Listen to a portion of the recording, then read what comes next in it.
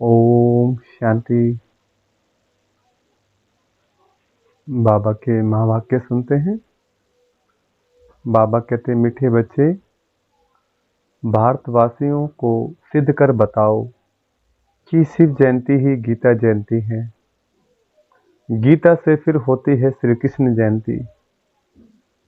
प्रश्न, किसी भी धर्म की स्थापना का मुख्य आधार क्या है? धर्म स्थापक कौन सा कार्य नहीं करते जो बाप करते हैं? उत्तर, किसी भी धर्म की स्थापना के लिए पवित्रता का बल चाहिए। सभी धर्म पवित्रता के बल से स्थापन हुए, लेकिन कोई भी धर्म स्थापक किसी को पावन नहीं बनाते, क्योंकि जब धर्म स्थापन होते हैं तब माया का राज्य है। सबको पतित बनना ही है, पतितों को पावन बनाना यह बाप का ही काम है। वही पावन बनने की श्रीमत देते हैं। गीत, इस पाप की दुनिया से ले चल कहीं दूर। ओम शांति। अब बच्चों ने समझ लिया है कि पाप की दुनिया किसको और पुण्य की दुनिया अथवा पावन दुनिया किसको कहा जाता है। वास्तव में पाप की दुनिया यह भारत ही है, और भारत ही फिर पुण्य की दुनिया स्वर्ग बनता है। भारत ही बहिष्ठ था, भारत ही दोजक बना है, क्योंकि काम चिता पर चलते रहते हैं। वहां काम चिता पर कोई जलता नहीं, वहां काम चिता है ही नहीं। ऐसे भी नहीं कहेंगे कि सतयुग में काम चिता है। यह समझने की बातें हैं ना। पहले पहले प्रश्न उठता है, भारत जो पतित दुखी है, सो वही भारत पावन सुखी था जरूर। कहते भी हैं आदि सनातन हिंदू धर्म था। अब आदि सनातन किसको कहा जाता है? आदि माना क्या और सनातन माना क्या? आदि माना सतयुग, तो सतयुग में कौन थे? यह तो सबको मालूम है कि लक्ष्मी नारायण थे। जरूर वे भी किसकी संतान होंगे जो फिर सतयुग के मालिक बने। सतयुग स्थापन करने वाला था परमपिता परमात्मा, उनकी संतान थे, परंतु इस समय अपने को उनकी संतान नहीं समझते। अगर संतान समझते तो बाप को जानते, बाप को तो जानते ही नहीं। अब हिंदू धर्म तो गीता में है नहीं, गीता में तो भारत नाम पड़ा है, वह कहलाते हैं हिंदू महासभा। अब श्रीमद् भगवत गीता है सर्वशास्त्रमयी शिरोमणि। गीता जयंती भी मनाई जाती है, शिव जयंती भी मनाई जाती है। अब शिव जयंती कब हुई है यह भी मालूम होना चाहिए। फिर है श्री कृष्ण जयंती। अभी तुम बच्चे जान चुके हो कि शिव जयंती के बाद है गीता जयंती, गीता जयंती के बाद है श्री कृष्ण जयंती। गीता जयंती से ही देवी देवता धर्म की स्थापना होती है। फिर गीता जयंती के साथ महाभारत का भी कनेक्शन है। उसमें फिर आती है युद्ध की बात। दिखाते हैं युद्ध के मैदान में 3 सेनाएं थी, यादव, कौरव और पांडव दिखाते हैं। यादव मूसल निकालते हैं, यहाँ शराब पिया और मूसल निकाले। तुम जानते हो अभी बरोबर मूसल भी निकल रहे हैं। वह भी अपने कुल का विनाश करने एक दूसरे को धमकी दे रहे हैं। माना मूसल, माना जो ये मिसाइल्स है, इनको मूसल कहा गया है। तो कहते हैं कि यादवों के पेट से मूसल निकले। वैसे तो किसी के पेट से कोई मूसल नहीं निकलता। इसका मतलब है इन्वेंशन करना, बुद्धि से इन्वेंशन करना। किसकी? इस मिसाइल्स की, जो परमाणु बम वगैरह बन चुके हैं, इनका इस्तेमाल भी होना है, और इससे ही अपने कुल का विनाश हो करेंगे। कहते हैं यादवों ने अपने कुल का विनाश किया। तो ये अभी की बात है, क्योंकि अभी ही महाभारत वो चल रही है। सब क्रिश्चियन लोग हैं, वही यूरोपवासी यादव ठहरे। तो एक है उन्हों की सभा, उनका विनाश हुआ, आपस में लड़ मरे, उसमें सारा यूरोप आ गया। उसमें इस्लामी, बौद्धिक, क्रिश्चियन सब आ जाते हैं। यह फिर है कौरव और पांडव। कौरव भी विनाश को प्राप्त हुए और विजय पांडवों की हुई। अब प्रश्न उठता है, गीता का भगवान कौन? जिसने सहज योग और सहज ज्ञान सिखलाकर राजाओं का राजा बनाया अथवा पावन दुनिया स्थापन की। क्या श्री कृष्ण आया? कौरव तो कलयुग में थे। कौरव पांडवों के समय श्री कृष्ण कैसे आ सकता। श्री कृष्ण जयंती मनाते हैं। सतयुग आदि में 16 कला श्री कृष्ण के बाद फिर त्रेता में 14 कला राम की। श्री कृष्ण तो प्रिंस का भी प्रिंस है। विकारी प्रिंस लोग श्री कृष्ण को पूछते हैं क्योंकि जानते हैं वह सतयुग का 16 कला संपूर्ण प्रिंस था, अब विकारी हैं। जरूर प्रिंस लोग भी ऐसे कहेंगे ना। अब फिर शिव जयंती भी है। मंदिर भी बड़े से बड़ा उनका ही बना हुआ है। वह निराकार शिव का मंदिर, उनको ही परमपिता परमात्मा कहेंगे। ब्रह्मा विष्णु शंकर भी देवता ही ठहरे। शिव जयंती भारत में ही मनाई जाती है। अब देखो शिव जयंती आने वाली है। सिद्ध कर समझाना है कि शिव को ही कहा जाता है ज्ञान का सागर, अर्थात सृष्टि को पावन करने वाला परमपिता परमात्मा। गांधी भी गाते थे, श्री कृष्ण का नाम नहीं लेते थे। अब प्रश्न उठता है, शिव जयंती सो गीता जयंती या श्री कृष्ण जयंती सो गीता जयंती। अब श्री कृष्ण जयंती तो सतयुग में कहेंगे। शिव की जयंती कब हुई थी किसको पता नहीं। शिव तो है निराकार परमपिता परमात्मा, उसने सृष्टि रची संगम पर। सतयुग में था श्री कृष्ण का राज्य, तो जरूर पहले शिव जयंती होगी। बच्चे जो ब्राह्मण कुल भूषण सर्विस में तत्पर रहते हैं, उन्हों को यह बातें बुद्धि में लानी है कि भारतवासियों को कैसे सिद्ध कर बताएं कि शिव जयंती सो गीता जयंती। जब शिव बाबा आते हैं तब वो गीता ज्ञान सुनाते हैं और उस गीता ज्ञान से ही श्री कृष्ण का भी जन्म होता है। फिर गीता से होती है श्री कृष्ण जयंती अथवा राजाओं के राजा की जयंती। श्री कृष्ण है पावन दुनिया का राजा, वहां तो है राजाई। वहां श्री कृष्ण ने जन्म लेकर गीता तो गाई नहीं, और सतयुग में महाभारत लड़ाई आदि तो हो नहीं सकती। वह जरूर संगम पर हुई होगी। तुम बच्चों को अच्छी तरह इन बातों पर समझाना है। पांडव और कौरव सभा मशहूर है। पांडव पति दिखलाते हैं श्री कृष्ण को, समझते हैं उसने सहज ज्ञान और सहज राजयोग सिखलाया। अब वास्तव में लड़ाई की तो कोई बात ही नहीं, विजय पांडवों की हुई है, जिन्हों को परमपिता परमात्मा ने सहज राजयोग सिखलाया। वही 21 जन्म सूर्यवंशी चंद्रवंशी बन गए। तो पहले समझाना है हिंदू महासभा वालों को, सभाएं तो और भी हैं, लोकसभा राज्यसभा, ये हिंदू सभा है मुख्य, जिसे 3 सेनाएं गाई हुई हैं, यादव कौरव और पांडव। यह हुए भी संगम पर। अभी सतयुग की स्थापना हो रही है, श्री कृष्ण के जन्म की तैयारी हो रही है।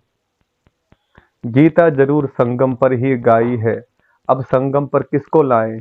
श्री कृष्ण तो आ न सके, उनको क्या पड़ी है जो पावन दुनिया छोड़ पतित दुनिया में आए, और श्री कृष्ण तो है भी नहीं। तुम जानते हो अब वह 84वें जन्म में है। कई लोग फिर समझते हैं श्री कृष्ण हाजिरा हुजूर है, सर्वव्यापी है। श्री कृष्ण के भक्त कहेंगे यह सब कृष्ण ही कृष्ण है, श्री कृष्ण ने यह सब रूप धरे हैं।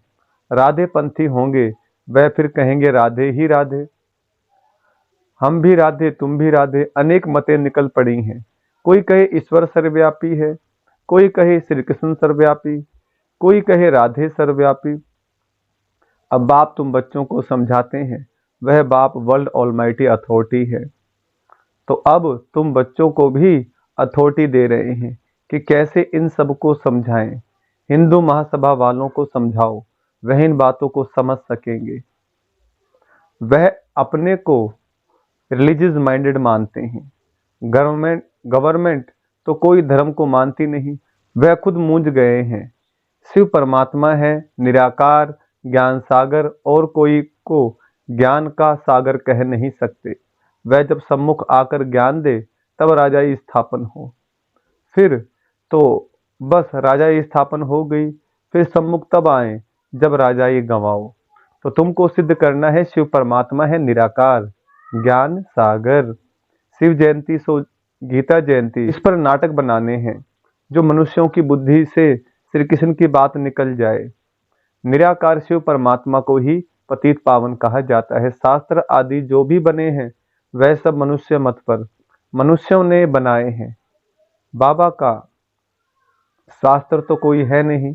बाप कहते हैं मैं सम्मुख आकर तुम बच्चों को बैगर टू प्रिंस बनाता हूँ और फिर मैं चला जाता हूँ। यह नॉलेज में ही सम्मुख सुना सकता हूँ। वह गीता सुनाने वाले भले सुनाते हैं परंतु वहां भगवान सम्मुख तो है नहीं। कहते हैं गीता का भगवान सम्मुख था जो स्वर्ग बनाकर चला गया। तो क्या वह गीता सुनने से कोई मनुष्य स्वर्गवासी हो सकता है? मरने समय भी मनुष्यों को गीता सुनाते हैं और कोई शास्त्र नहीं सुनाते हैं। समझते हैं गीता से स्वर्ग की स्थापना हुई है इसलिए गीता ही सुनाते हैं। तो वह गीता एक होनी चाहिए ना। दूसरे धर्म सब पीछे आए हैं और कोई कह नहीं सकते तुम स्वर्गवासी बनेंगे। फिर मनुष्यों को पिलाते भी गंगा जल हैं, जमुना जल नहीं पिलाते। गंगा जल का ही महत्व है। बहुत वैष्णव लोग जाते हैं, मटके भर कर ले आते हैं, फिर उनमें से बूंद बूंद डालकर पीते रहते हैं कि सब रोग मिट जाए। वास्तव में है यह ज्ञान अमृत की धारा जिससे 21 जन्म के दुख मिट जाते हैं। तुम चैतन्य गंगाओं में स्नान करने से मनुष्य स्वर्गवासी बन जाते हैं तो जरूर पिछाड़ी में ज्ञान गंगाएं निकली होंगी। वह पानी की नदियां तो है ही हैं। ऐसे थोड़े ही कोई पानी पीने से देवता बन जाएंगे। यहाँ कोई थोड़ा ही ज्ञान सुनते हैं तो स्वर्ग के हकदार बन जाते हैं। यह ज्ञान के सागर शिव बाबा की ज्ञान गंगाएं। ज्ञान सागर गीता ज्ञान दाता एक शिव है, श्री कृष्ण नहीं है। सतयुग में पतित कोई होता नहीं जिसको ज्ञान दे। यह सब बातें भगवान बैठ समझाते हैं। हे अर्जुन व हे संजय, नाम मशहूर हो गया है, लिखने में बहुत तीखा है, निमित्त बना हुआ है। अब शिव जयंती आती है तो उस पर बड़े बड़े अक्षरों में लिखना है। शिव हो गया निराकार, उनको ज्ञान सागर ब्लिसफुल कहा जाता है। श्री कृष्ण को नॉलेजफुल ब्लिसफुल नहीं कहेंगे। शिव परमात्मा ही नॉलेज देते हैं, रहम करते हैं। नॉलेज ही रहम है। मास्टर रहम कर पढ़ाते हैं तो बैरिस्टर इंजीनियर आदि बन जाते हैं। सतयुग में ब्लिस की दरकार नहीं। तो पहले पहले सिद्ध करना है कि निराकार ज्ञान सागर शिव जयंती सो गीता जयंती व सतयुगी साकार श्री कृष्ण जयंती सो गीता जयंती। यह तुम बच्चों को सिद्ध करना है। तुम जानते हो जो भी पैगंबर आदि आते हैं वह पावन नहीं बनाते। द्वापर से माया का राज्य होने से सब पतित हो जाते हैं।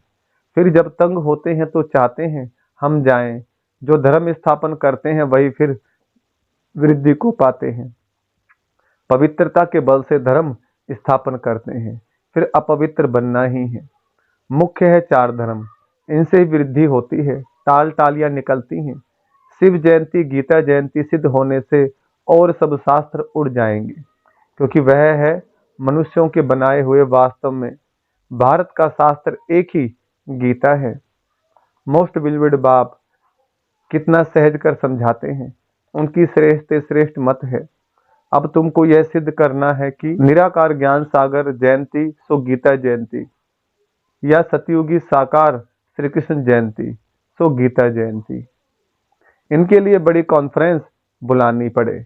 यह बात सिद्ध हो जाए तो फिर सब पंडित तुमसे आकर यह लक्ष्य लेंगे। शिव जयंती पर कुछ तो करना है ना।